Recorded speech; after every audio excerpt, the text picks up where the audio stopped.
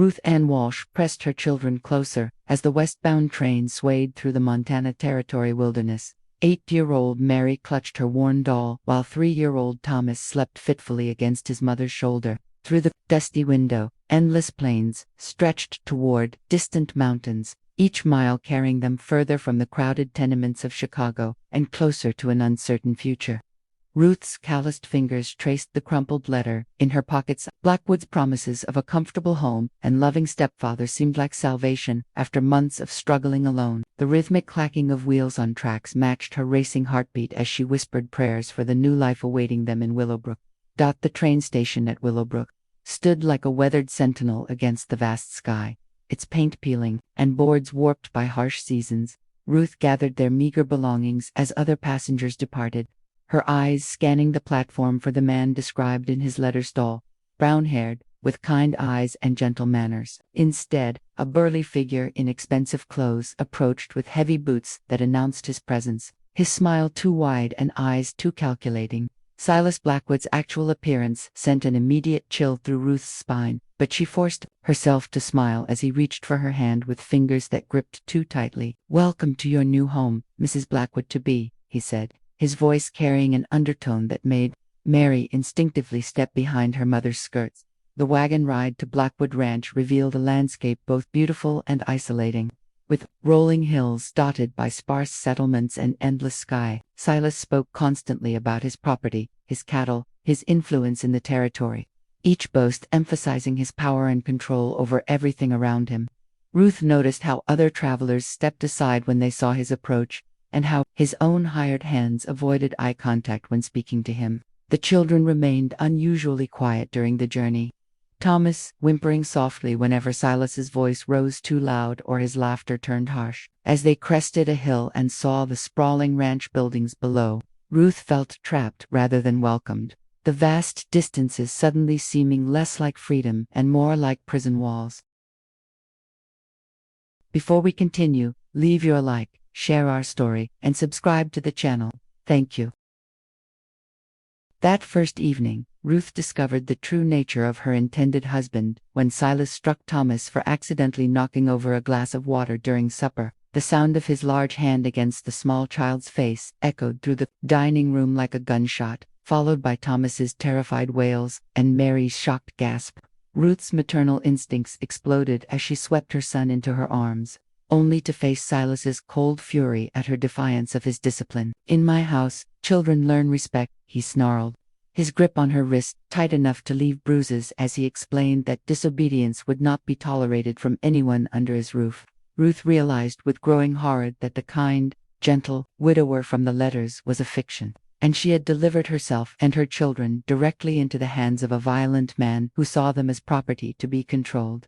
Sleep brought no peace that night as Ruth lay awake in the spare room, listening to every creak of the old ranch house and planning their escape. Through the thin walls, she could hear Silas moving about, his heavy footsteps a constant reminder of the danger they faced. Mary lay curled against her mother, occasionally touching the small bruise on Thomas's cheek with gentle fingers that trembled with confusion and fear. Ruth knew they had to leave before the planned wedding ceremony in 3 days, before legal bonds made their situation even more desperate. As dawn approached, she made a silent vow to her sleeping children that she would find a way to protect them, no matter the cost or distance required. The next morning brought new horrors as Ruth witnessed Silas's treatment of his ranch. Hands, harsh words, withheld wages, and casual violence that revealed his true character.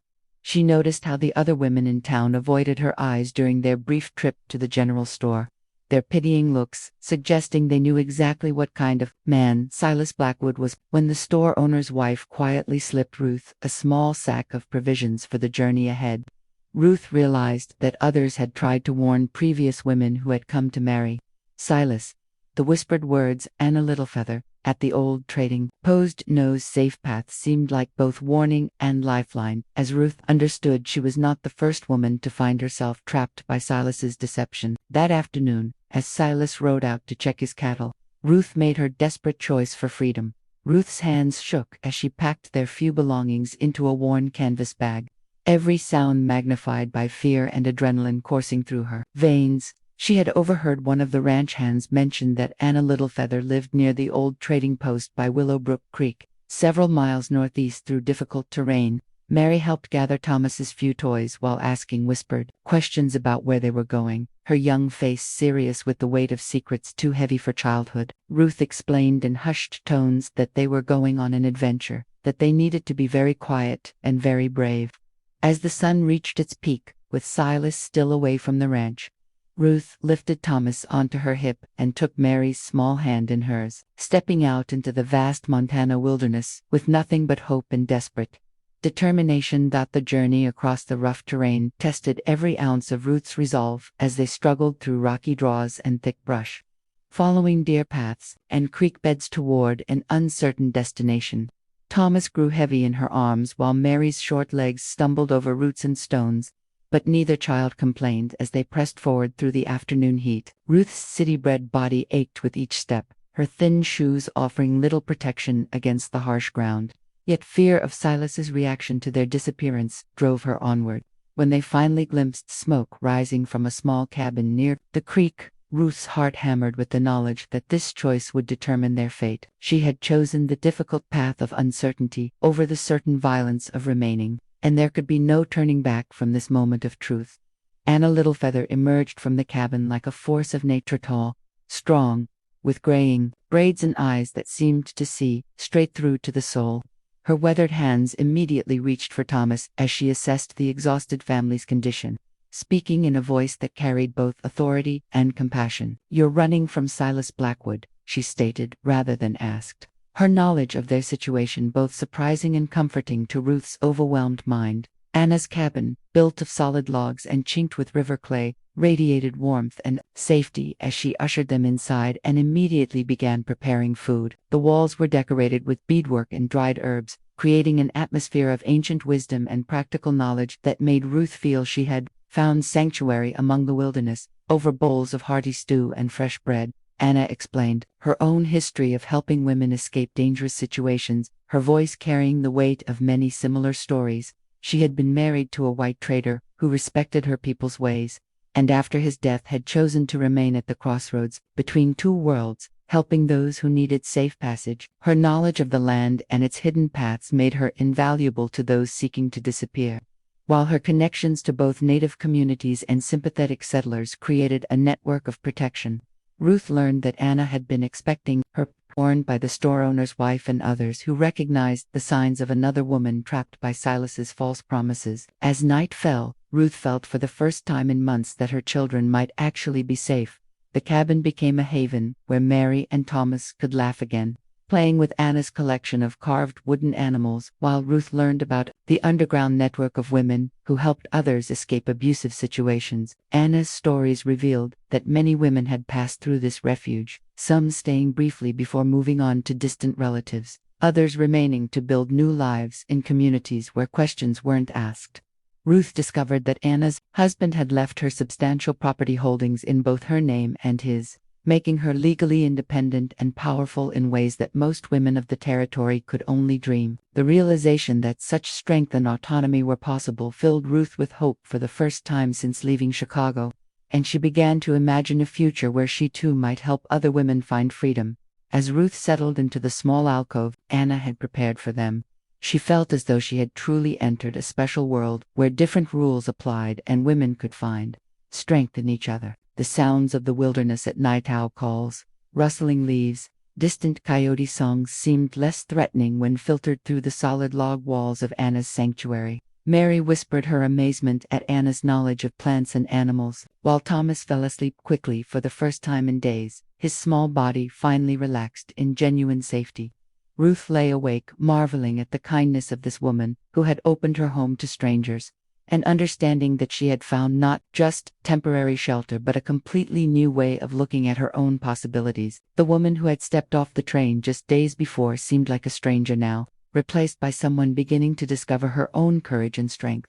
The first weeks at Anna's cabin established a routine that began to heal the wounds Silas had inflicted on Ruth's family in such a short time. Anna taught Mary to identify edible plants and track animal signs, while Thomas followed her everywhere with the devotion of a duckling, absorbing her patient lessons about the natural world. Ruth found herself learning skills she had never imagined needing: how to preserve meat, prepare herbal medicines, and read weather signs in cloud formations and wind patterns. Anna's teaching style combined practical knowledge with stories that carried deeper meanings, each lesson building Ruth's confidence in her ability to survive and protect her children. The growing bond between the three women, Anna, the teacher, Ruth, the student, Mary, the eager apprentice, created a family structure based on choice and mutual support rather than legal obligation or blood relation. Anna revealed more about her network of helpers during evening conversations by the fire, describing a loose confederation of people who had chosen to assist women in desperate situations. Some were native families who understood what it meant to be displaced and hunted. Others were settlers who had witnessed too much violence against women to remain silent. A few were former escaped women themselves, now established in safe communities and committed to helping others achieve the same freedom. Ruth learned that supplies, information, and even legal assistance flowed through this network, connecting isolated homesteads and native communities across hundreds of miles of territory. The knowledge that such organized compassion existed gave Ruth hope not only for her own future but for the possibility of meaningful change in women's lives across the frontier. As Ruth's strength returned and her children thrived in their safe environment, she began to contribute more meaningfully to the daily work of survival and to Anna's mission. Her ability to read and write made her valuable for maintaining correspondence with the network, while her experience with children from her difficult years in Chicago helped her understand the needs of other families who passed through the refuge. Ruth discovered talents she had never known. She possessed an intuitive understanding of frightened women's needs, a gift for calming traumatized children, and a growing ability to see the strengths in people rather than just their vulnerabilities. Anna watched these developments with quiet satisfaction, recognizing in Ruth the potential for leadership that had been suppressed by years of survival-focused living but never truly extinguished. The peaceful routine was shattered one afternoon when Anna's friend Samuel Two Bears arrived with urgent news that Silas Blackwood had posted rewards for information about Ruth's whereabouts. Deputy Cole Blackwood, Silas's younger brother, had been conducting systematic searches of homesteads and native communities, using his badge to justify increasingly aggressive questioning of anyone who might have helped the escaped family. Samuel's weathered face showed concern as he explained that Cole was different from Silas, who was smarter, more patient, and possibly more dangerous because he combined his brother's ruthlessness with actual intelligence and legal authority. Ruth felt her carefully built sense of security crumble as she realized that their sanctuary might not be as hidden as she had hoped, and that the reach of Silas's anger extended far beyond what she had imagined. That night, Ruth lay awake listening to Anna and Samuel discuss contingency plans in voices too low for the children to hear, their whispered conference highlighting the serious nature of their situation. Anna's calm demeanor never wavered, but Ruth could sense the tension beneath her steady exterior as they considered options for moving Ruth and the children to an even more remote location. The realization that Anna was risking her own safety, her home, her network, her carefully built life for strangers struck Ruth with overwhelming gratitude and determination to prove worthy of such sacrifice. When Mary asked why everyone seemed worried, Ruth struggled to explain their situation in terms that wouldn't terrify her daughter, while still preparing her for the possibility that they might need to move again quickly. The burden of protecting her children while accepting protection from others created a complex emotional weight that kept Ruth staring at the ceiling until dawn. A breakthrough came when Samuel brought word that his cousin, a clerk in the territorial court, had found records suggesting that Silas's first wife hadn't died in an accident as he claimed, but had been found dead with suspicious injuries. The discovery that Ruth might not be the first woman endangered by Silas transformed her fear into righteous anger and a growing commitment to ensuring he couldn't harm anyone else. Anna's gentle questions helped Ruth articulate her feelings about justice versus safety, and the realization that running away might protect her family but would leave other women vulnerable to Silas's violence. As Ruth held her sleeping children that night, she made an emotional commitment that went beyond mere survival. She would find a way to stop Silas Blackwood and protect the women who might come after her. The personal stakes had evolved from escape to justice, giving Ruth's journey a purpose that extended far beyond her own family's safety. Samuel's subsequent visits brought disturbing news about Cole Blackwood's investigation.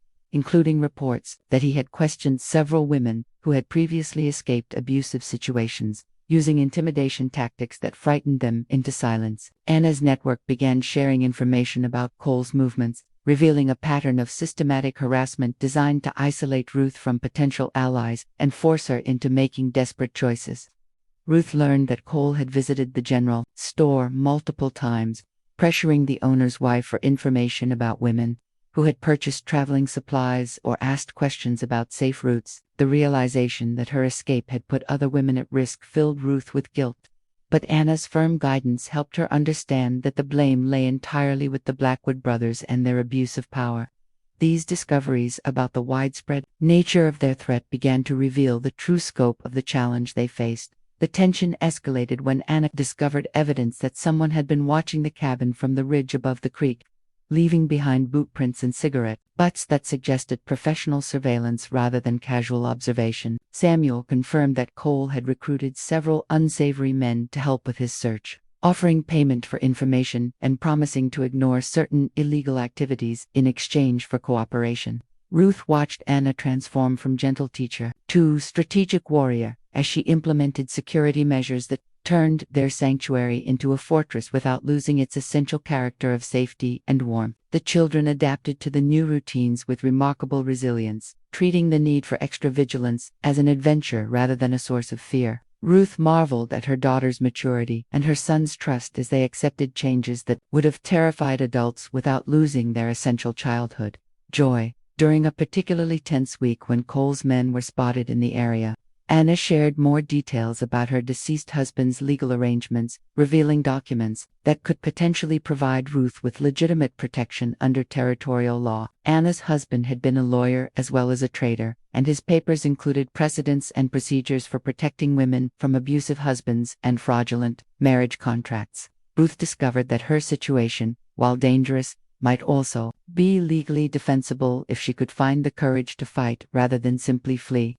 Anna's calm explanation of legal options contrasted sharply with Ruth's terror at the thought of facing Silas in any kind of official proceeding. But the seed of possibility began to grow in her mind. The knowledge that justice might be achievable, rather than just escape, began to change Ruth's perspective on their situation and her own capabilities. The network's intelligence gathering revealed that Silas had been growing increasingly violent in his frustrations over Ruth's disappearance, taking out his anger on his ranch hands and making threats that extended beyond just finding his escaped bride. Samuel reported that several families in the area were considering leaving rather than risk becoming targets of Silas's expanding rage, which would eliminate potential allies and safe houses for other women who might need help. Anna's expression grew grim as she realized that Silas's reaction to Ruth's escape was threatening the entire network of protection that had taken years to build and maintain. The discovery that their personal situation had broader implications for the community's safety added another layer of complexity to their decision-making, as Ruth struggled with the knowledge that her choices affected far more people than just her immediate family. A moment of hope appeared when Samuel brought news that a territorial judge, known for fair treatment of difficult cases, would be holding court sessions in Willowbrook within the month. Anna explained that Judge Harrison had a reputation for listening to women's testimony and had previously ruled against abusive husbands despite social pressure to maintain traditional family structures. The possibility of legal recourse began to seem real rather than fantasy, though Anna warned that testifying would require Ruth to face Silas directly and risk everything on the uncertain outcome of a legal proceeding. Ruth spent sleepless nights weighing the options: continue hiding and hope for eventual escape to distant safety, or stand and fight for justice that could protect other women from Silas's violence. The choice represented not just a decision about tactics, but a fundamental question about what kind of person Ruth wanted to become and what legacy she wanted to leave for her children. The decision became urgent when Samuel arrived with devastating news that Cole had arrested 2 women from the network on false charges, clearly intending to use them as leverage to force information about Ruth's whereabouts. Anna's carefully controlled composure finally cracked as she learned that women who had risked everything to help others were now facing imprisonment because of their association with Ruth's case. The realization that good people were suffering for their kindness crystallized Ruth's resolve in a way that personal danger never could. transforming her fear into determination to end the cycle of violence and intimidation. Ruth announced her decision to testify against Silas, despite the risks, because continuing to hide would only allow him to destroy more lives while searching for her. Anna's proud smile and Samuel's respectful nod confirmed that Ruth had made the choice they hoped she would, even as they all understood the enormous challenges that lay ahead. The first serious threat to their safety materialized when Cole and his hired men surrounded the cabin just before dawn, calling for Ruth to surrender herself and the children, or face the consequences of harboring fugitives. Anna's emergency preparations proved their worth as she activated hidden signals that brought Samuel and several other allies to strategic positions around the property within minutes. Ruth's terror at seeing armed men threatening her sanctuary was balanced by amazement at the efficiency of Anna's network and the courage of people willing to risk their lives for strangers. The tense standoff lasted several hours, with Cole attempting to use his badge to justify searching the property, while Anna calmly cited territorial laws that protected her rights as a property owner. When Cole finally retreated without achieving his goal, Ruth understood that they had won a battle, but that the war was far from over, and that Silas's desperation was escalating the danger for everyone involved. In the aftermath of Cole's failed raid, Anna revealed the full extent of her network's capabilities and the crucial revelation that Judge Harrison was actually her late husband's law partner and longtime friend. The discovery that Anna had deeper connections to the legal system than anyone had realized transformed their situation from desperate flight to strategic campaign for justice.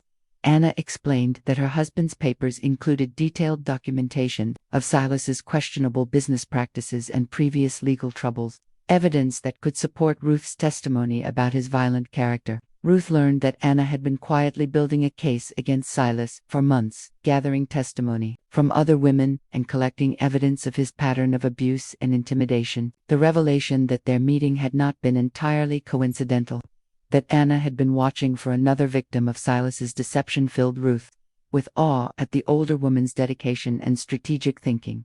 Samuel brought word that Judge Harrison would arrive earlier than expected, giving them less time to prepare but also reducing the window during which Cole could interfere with their plans.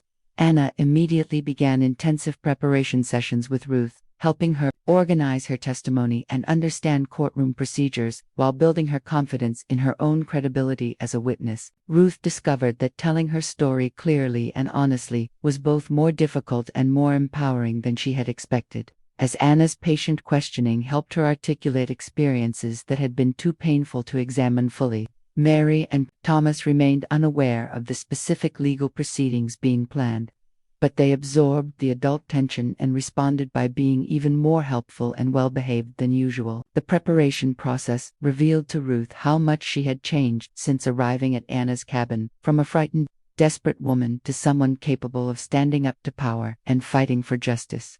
The arrival of an important ally came in the unexpected form of Sarah Mitchell, a woman who had escaped from Silas 5 years earlier and had since established herself as a successful businesswoman in a distant town. Sarah's return to testify required enormous personal courage, as she was risking her carefully built new life to support Ruth's case against their shared tormentor. Anna's joy at Sarah's arrival revealed the depth of her commitment to the women she had helped over the years, treating each success as validation of her life's work. Ruth found in Sarah both inspiration and practical advice, as the older woman shared strategies for maintaining composure under hostile questioning and techniques for communicating effectively with men who might be skeptical of women's testimony. The bond that formed between Ruth and Sarah demonstrated the power of shared experience to create understanding and mutual support across differences in background and circumstances. Sarah's testimony during their preparation sessions revealed disturbing details about Silas's first wife's death, including evidence that she had tried to leave him shortly before the suspicious accident that claimed her life. The pattern of escalating violence and control that Sarah described matched Ruth's own brief but terrifying experience, confirming that Silas's behavior followed predictable patterns that could be documented and proven. Anna's careful documentation of these patterns, combined with Samuel's information about Silas's business dealings and Cole's abuse of authority, created a comprehensive case that went beyond Ruth's individual situation. The realization that they were building something larger than personal Pratushna legal precedent that could help future women gave Ruth's courage additional foundation as she prepared to face her abuser in court. The transformation from victim to advocate represented a fundamental shift in Ruth's understanding of her own power and responsibility. The crucial revelation came when Anna produced her late husband's final letters, which explicitly detailed his concerns about the Blackwood brothers and his intention to investigate their activities before his unexpected death from pneumonia. The letters revealed that Anna's husband had suspected Silas of involvement in his first wife's death and had been gathering evidence when illness claimed him before he could act. Anna's decision to continue her husband's work, combined with her unique position as a legally independent woman with substantial property rights, had made her investigation possible where others might have failed. Samuel's confirmation that several other men in the territory shared these suspicions but had been intimidated into silence by Cole's position as deputy provided additional context for their legal strategy. The revelation that Anna had been working toward justice for years, not just providing temporary refuge, elevated Ruth's understanding of her host's true character and deepened her commitment to seeing the case through to its conclusion. The major crisis arrived when Cole succeeded in having Anna arrested on charges of interfering with his investigation, leaving Ruth and the children temporarily vulnerable without their primary protector. Samuel's quick action in hiding Ruth and the children in a cave system known only to his family prevented immediate capture, but the loss of Anna's steady presence shook Ruth's carefully built confidence. The realization that Anna was now in danger because of her protection of Ruth's family added guilt to fear, as Ruth struggled with whether continuing the legal fight was worth the risk to others. Mary's quiet question about whether Anna would be safe revealed that the children had understood more about their situation than Ruth had realized, and their trust in her decisions added pressure to make choices that would honor the sacrifices others had made. In the darkness of the cave, listening to Thomas's frightened whimpers and holding Mary's trembling hand, Ruth faced the most difficult moment of her journey and questioned whether she had the strength to continue. Samuel's return with news that Judge Harrison had arrived early and was demanding immediate hearings sparked a desperate race against time to free Anna and prepare for testimony. Ruth discovered reserves of determination she hadn't known she possessed as she agreed to testify, even without Anna's support. Understanding that their narrow window of opportunity might not come again, Sarah's decision to remain and testify despite the increased danger provided crucial support as Ruth prepared to face Silas without the benefit of Anna's strategic guidance. The night before the hearing, Ruth wrote letters to her children, explaining her choices and her love for them, preparing for the possibility that standing up to Silas might cost her everything. In the pre-dawn darkness, as Samuel led them toward the courthouse, Ruth felt the weight of representing not just her own family, but all the women who had been silenced by fear and violence.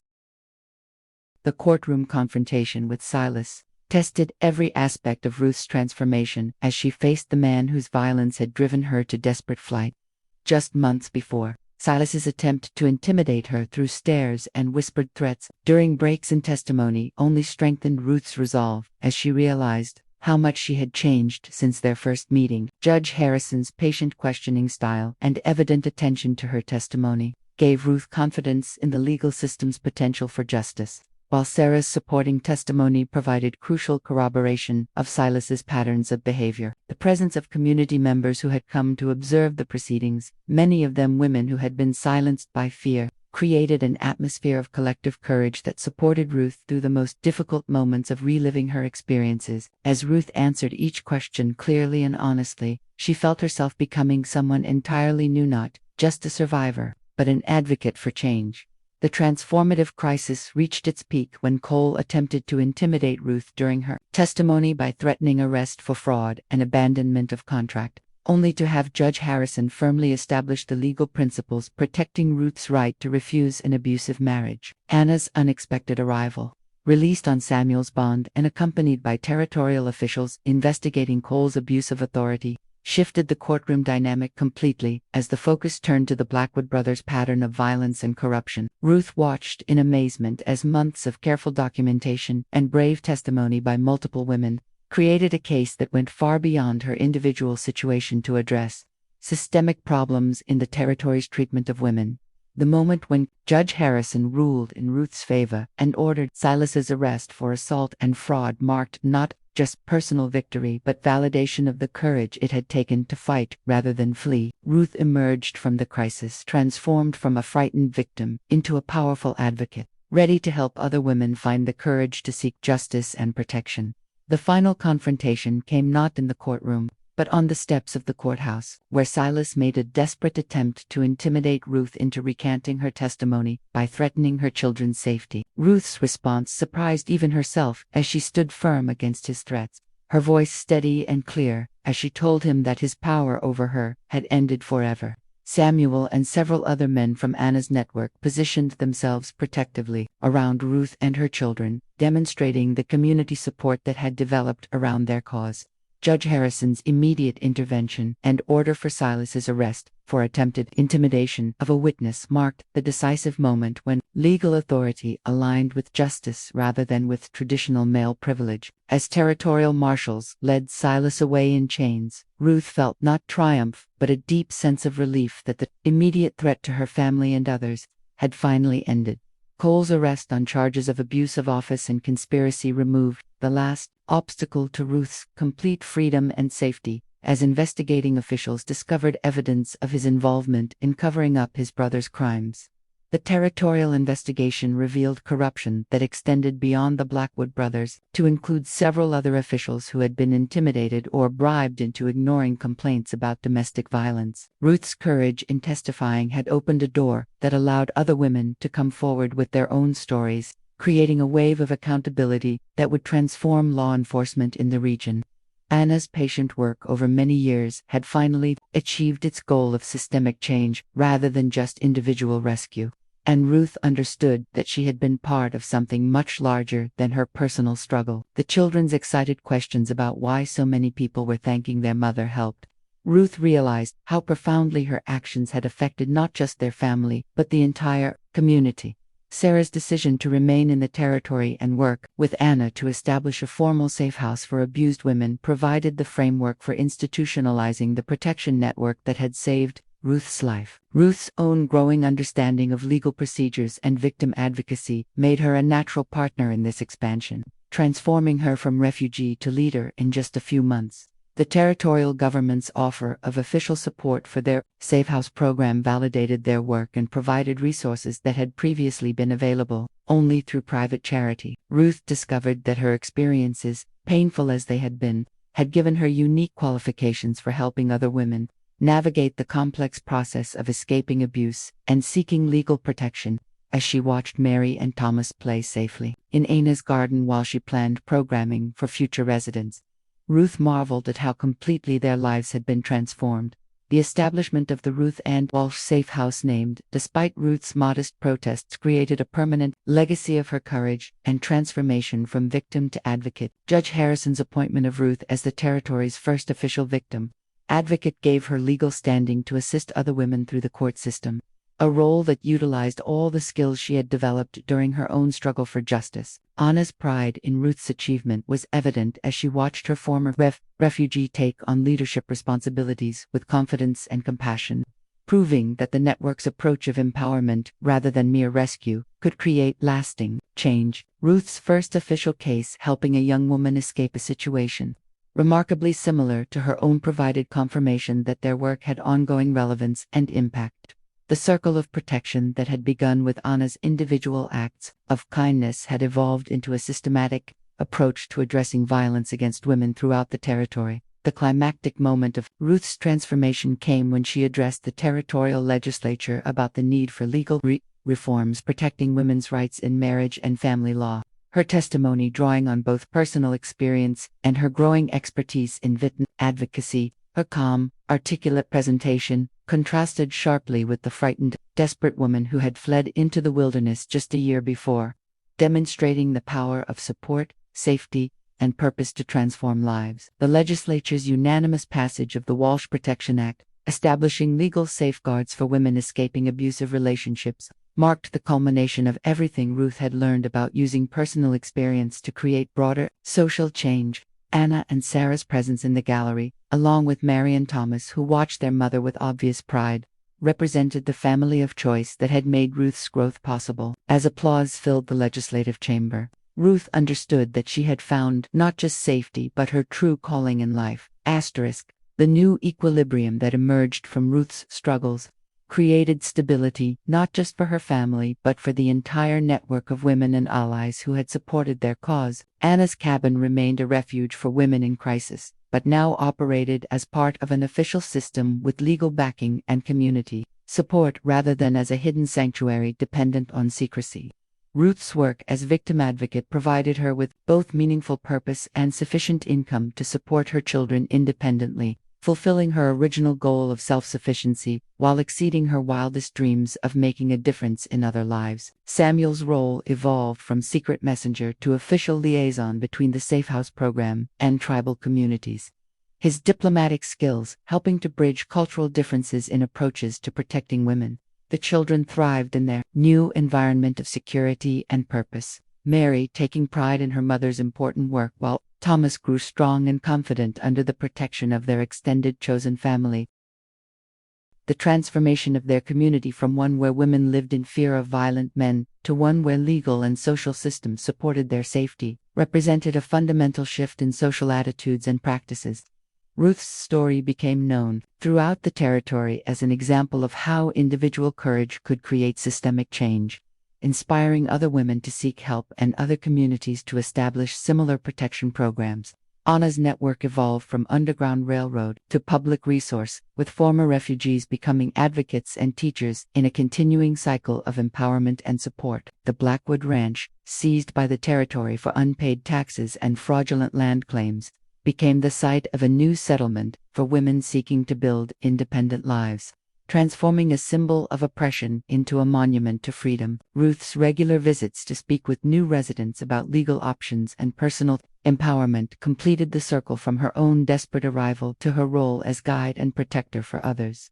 A year after Judge Harrison's historic ruling, Ruth stood in the same courthouse where she had faced her abuser, but now as an official of the territorial government presenting the annual report on domestic violence prevention programs. The statistics she shared: decreased rates of violence, increased reporting of abuse, successful prosecutions of abusive husbands, represented not just numbers but individual lives transformed and protected. Her children sat in the front row. Mary, now old enough to understand the importance of her mother's work, and Thomas secured in the knowledge that they were safe and valued members of their community. Anna's presence at Ruth's side as co-director of the Territorial Women's Protection Agency symbolized the evolution of their relationship from rescuer and refugee to equal partners in important work. The new equilibrium they had achieved extended far beyond personal safety to encompass meaningful work, financial security, and the satisfaction of making a lasting difference in their community. The epilogue of Ruth's journey began with a quiet morning at the Safe House.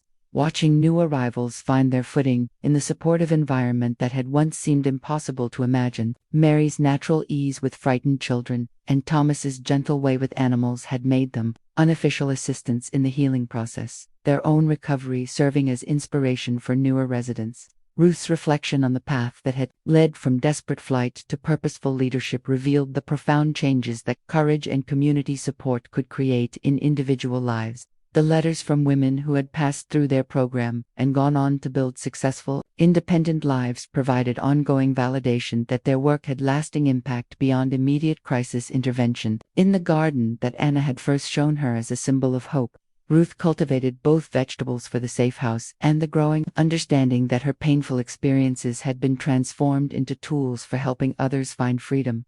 Ruth's gratitude extended beyond mere appreciation to a deep understanding of how interconnected their victories had been. From Anna's patient guidance to Samuel's brave assistance to Sarah's courageous testimony, the network of protection that had saved her family had grown into a movement that was changing the fundamental relationship between law enforcement and domestic violence throughout the Montana Territory. Ruth's role in training new victim advocates across the region allowed her to share not just practical skills, but the profound lesson that survival could be transformed into advocacy with the right support and opportunities. The children's easy acceptance of their mother's important work, treating the constant stream of visitors and residents as an extended family rather than strangers, demonstrated how completely their definition of normal had shifted from fear to safety. As Ruth tucked Thomas into bed and listened to Mary read to us, younger children in the common room. She marveled at how thoroughly their lives had been rebuilt on foundations of courage, community, and shared purpose. The final message of Ruth's transformation crystallized during a sunset conversation with Anna on the porch of the safe house. As they watched children play safely in the yard, while women shared evening chores without fear or anxiety, Ruth's question about whether Anna had ever imagined such complete success brought a smile and the revelation that hope had always been the most important ingredient in their work, even when outcomes seemed impossible. The knowledge that similar programs were being established in neighboring territories, often guided by women who had first found safety in their refuge, demonstrated how courage could multiply across distance and time to create lasting change. Ruth's commitment to continue expanding their work while raising her children in an environment of safety and purpose represented not just personal healing but a vision for how society could be transformed one family at a time. As stars appeared in the vast Montana sky, Ruth understood that the future she was building for Mary and Thomas was one where strength and compassion would be their inheritance, and where the courage to seek justice would be their birthright rather than their desperate last resort.